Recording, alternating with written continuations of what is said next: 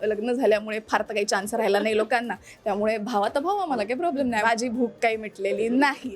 मी 2 सीनमध्ये जगून घेतलं वगैरे असं म्हणणार नाही. सोनाली ताई, मला तुझ्यासोबत काम करायचं आहे आणि ॲट लेंथ मोठं करायचं आहे, मग ते कुठल्याही माध्यमातून असो. खरं सांगू का, बरं आहे की तुम्ही एकत्र इंटरव्ह्यूज घेत नाही आहात. त्यामुळे कितपत इंटरव्ह्यूज झाले असते हे मला माहिती नाही, कारण की आमचं वेगळंच एक टँजंट गप्पा चालू राहिल्या असत्या. नाटकात खूप वर्षांनी काम, 9-10 वर्षांनी काम केलं, पण जे काही आहे ते रंगभूमीचीच पुण्याई आहे की त्यानंतर असे छान सलग काही गोष्टी बाहेर येत आहेत. मी स्वतः एक रियालिटी शो ऑडियन्स आहे. मला खूप रडायला येतं रियालिटी शोज वगैरे बघून. सूरनवा ध्यास नवा सारखा कार्यक्रम मिळाला अँकरिंग करायला, आणि आत्ता डेफिनेटली शॉर्ट अँड स्वीट सारखी ही एका उत्तम विषयावर भाष्य करणारी फिल्म. हॅलो, हाय, नमस्कार. मी मज्जागल Ankita Lokhande. Short and sweet हा चित्रपट येतो प्रेक्षकांच्या भेटीला. रसिका माझ्यासोबत आहे. कशी आहे? मस्त आहे, फारच छान आहे. म्हणजे हे वर्ष रसिकाने धमाके दिलेत प्रेक्षकांना. म्हणजे हे स्वतःसाठी आहेत आणि प्रेक्षकांसाठी आहे. हो, डेफिनेटली. आणि मला असं वाटतं की खरंच म्हणजे नाटकात खूप वर्षांनी काम, 9-10 वर्षांनी काम केलं, पण जे काही आहे ते रंगभूमीचीच पुण्याई आहे की त्यानंतर असे छान सलग काही गोष्टी बाहेर येत आहेत. सूरनवा ध्यास नवा सारखा कार्यक्रम मिळाला अँकरिंग करायला, आणि आत्ता डेफिनेटली शॉर्ट अँड स्वीट सारखी ही एका उत्तम विषयावर भाष्य करणारी film. So I am very happy about how things are going right now. खूप मस्त. पण कशी आली आहे फिल्म तुझ्यापर्यंत? म्हणजे कोणतं ऑडिशन झाले का, काय म्हणतात, फोन आला की करशील का?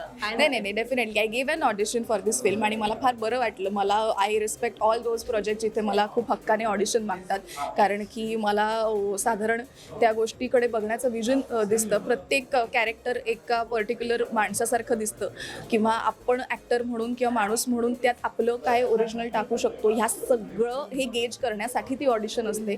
So I am very respectful about the process of an audition.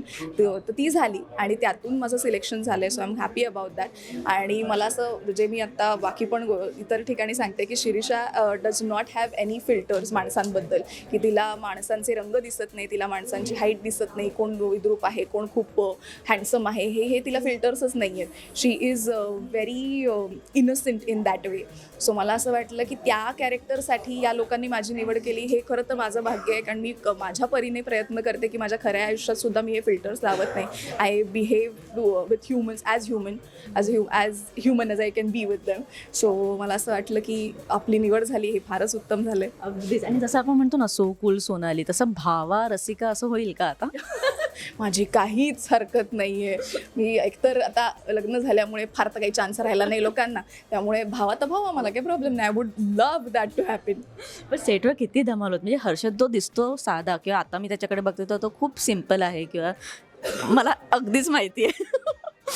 पडद्यामागे काय सांगशील, किती धमाल होती? नाही, ते अत्यंत मस्तीखोर कार्ट आहे. प्रचंड मस्ती करतो तो, आणि त्यामुळेच मला असं वाटतं की माझं तुषारचं, ओंकारचं आणि हर्षदचं इतकं इझिली जमलं, कारण की मस्ती was a very common thing. आणि खरं सांगू का, बरं आहे की तुम्ही एकत्र इंटरव्ह्यूज घेत नाही आहात. त्यामुळे कितपत इंटरव्ह्यूज झाले असते हे मला माहिती नाही, कारण की आमचं वेगळंच एक टँजंट गप्पा चालू राहिल्या असत्या. पण जसं म्हटलं जसं की शूटच्या वेळेला it was very easy and cordial to work with all these 3 boys, as if की माझे खूप वर्षांपासून मित्र आहेत. ते याच कारणामुळे की एकतर सगळे उत्तम अभिनेते आहेत. ह्या अँगलने मी म्हणते आहे की when you are on set and when you know you have to play a certain character, फक्त त्या कॅरेक्टरसाठी नाही, पण एका प्रोजेक्टच्या गुडविलसाठी तुम्ही पूर्णपणे तुमचं स्वत्व झोकून देतात आणि 100% ऑनेस्ट राहतात तिकडे, ऑनस्क्रीन ऑफस्क्रीनसुद्धा. आणि ही खूप कमी ॲक्टर्समध्ये क्वालिटी असते की ते तेवढे खरे राहू शकतात, आणि हे तिघही पोरं तसे खरे आहेत. त्यामुळे I was very happy to be working with them. अगदीच रसिका. पण आता वर्ष संपायला 2 महिने आहेत, अजून किती धमाका आहे? म्हणजे 60 दिवस आहेत. So let's see, hopefully there is something in pipeline, पण माझ्याकडे अजून डेट आली नाही आहे रिलीजची. पण पुढच्या वर्षात धमाके आहेत डेफिनेटली परत. खूप मस्त. पण अँकरिंग फार सुंदर सुरू आहे तुझं, आणि कमेंट्स बघते तर सगळ्या प्रेक्षकांचे की आवडतं रसिकाचं अँकरिंग जे काही आहे.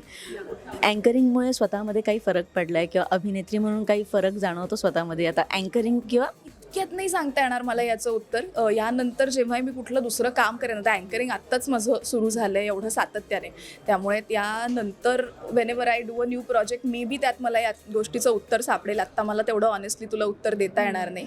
पण मला अँकर म्हणून जी प्रोसेस आहे ती फार मज्जा येते. तिकडे असताना एका अँकरचं ह्या लोकांशी, सगळ्या कंटेस्टंटशी कसं रिलेशनशिप जुळून येतं हे सगळं मला खूप कळतं आहे.